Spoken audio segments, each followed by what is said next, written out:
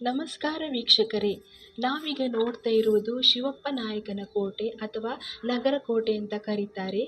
ಶಿವಪ್ಪ ನಾಯಕನ ಕೋಟೆಯನ್ನು ಹಿರಿಯ ವೆಂಕಟಪ್ಪ ನಾಯಕನು ಕ್ರಿಸ್ತಶಕ 1505 ಹಾಗೂ 1552 ರಾಜ್ಯ ವಿಸ್ತರಣೆಯ ಸಂದರ್ಭದಲ್ಲಿ ಹೊನ್ನೆಯ ಕಂಬಳಿ ಅರಸರಿಂದ ಗೆದ್ದುಕೊಂಡಿದ್ದುದಾಗಿ ಕೆಳದಿ ನೃಪ ವಿಜಯಂನಿಂದ ತಿಳಿದು ಬರುತ್ತದೆ.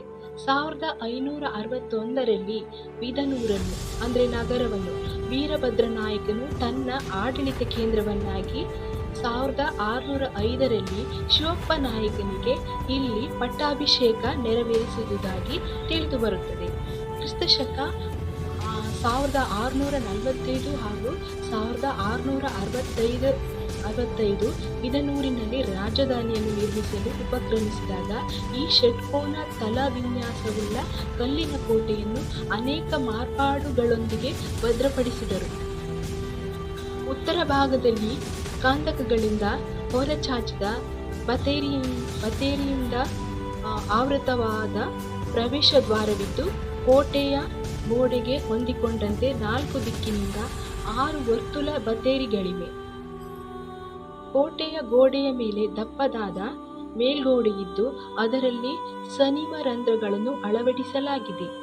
ಕೋಟೆಯ ಒಳಭಾಗದಲ್ಲಿ ಅಲ್ಲಲ್ಲಿ ಕಾವಲುಗಾರರ ಕೋಣೆಗಳಿದ್ದು, ಕೋಟೆಯ ಹೊರಗೋಡೆಯ ಸುತ್ತಲೂ ಆಳವಾದ ಕಂದಕವನ್ನು ನಿರ್ಮಿಸಲಾಗಿದೆ.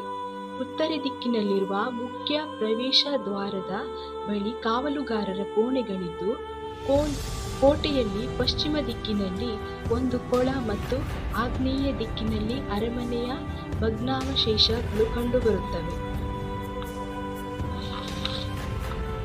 ಕೊಳದ ಬಾವಿಗೆ 4 ದಿಕ್ಕಿನಿಂದ ಪ್ರವೇಶ ಪಾವಟಿಕೆಗಳಿವೆ. ಇದರ ದಕ್ಷಿಣಕ್ಕೆ ತುಸು ಉನ್ನತವಾದ ಸ್ಥಳದಲ್ಲಿ ಆಯತಾಕಾರದ ಅರಮನೆಯ ಅವಶೇಷಗಳಿದ್ದು, ಅವುಗಳಲ್ಲಿ ಅನೇಕ ಹಜಾರ ಹಾಗೂ ಕೋಣೆಗಳಿವೆ. ಇದರ ಪಶ್ಚಿಮಕ್ಕೆ ತೆರೆದಿರುವ ಸ್ಥಳವು ಪ್ರಾಯಶಃ ಸಭೆಯನ್ನು ನಡೆಸುವ ಸ್ಥಳವಾಗಿದ್ದಿತು. ನೈಋತ್ಯ ದಿಕ್ಕಿನಲ್ಲಿ ಒಂದು ಆಳವಾದ ಅಷ್ಟಮೂಲೆಯ ಬಾವಿಯಿದ್ದು, ಕೋಟೆಯ ಗೋಡೆಯನ್ನು ಆಧರಿಸಿ ನಿರ್ಮಿಸಲಾದ ಒಂದು ಕಡಿದಾದ ಹಾದಿಯು ಉನ್ನತವಾಗಿ ನಿರ್ಮಿಸಲ್ಪಟ್ಟ ವಿಚಕ್ಷಣಾ ಗೋಪುರಕ್ಕೆ ಕರೆದೊಯ್ಯುತ್ತದೆ. ಇದೇ ಅಲ್ಲದೆ ಅಷ್ಟಮೂಲೆ ಬಾವಿಯ ಬಳಿ ಮತ್ತೊಂದು ಕೊಳವು ಮತ್ತು ಇತರ ಕಟ್ಟಡಗಳ ಅವಶೇಷವೂ ಇದ್ದು, ಒಟ್ಟಿನಲ್ಲಿ 17ನೇ ಶತಮಾನದ ಒಂದು ಸುಭದ್ರ ಕೋಟೆಯನ್ನು ಪರಿಚಯಿಸುತ್ತದೆ.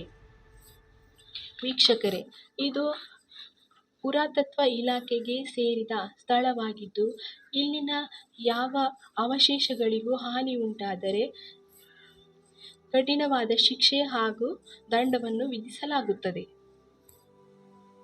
ನನ್ನ ವಿಡಿಯೋ ಇಷ್ಟವಾದರೆ ಲೈಕ್ ಮಾಡಿ, ಸಬ್ಸ್ಕ್ರೈಬ್ ಮಾಡಿ. ಮುಂದಿನ ವಿಡಿಯೋದಲ್ಲಿ ಸಿಗ್ತೇನೆ. ಅಲ್ಲಿಯವರೆಗೂ ಟೇಕ್ ಕೇರ್. ಬಾಯ್ ಬಾಯ್.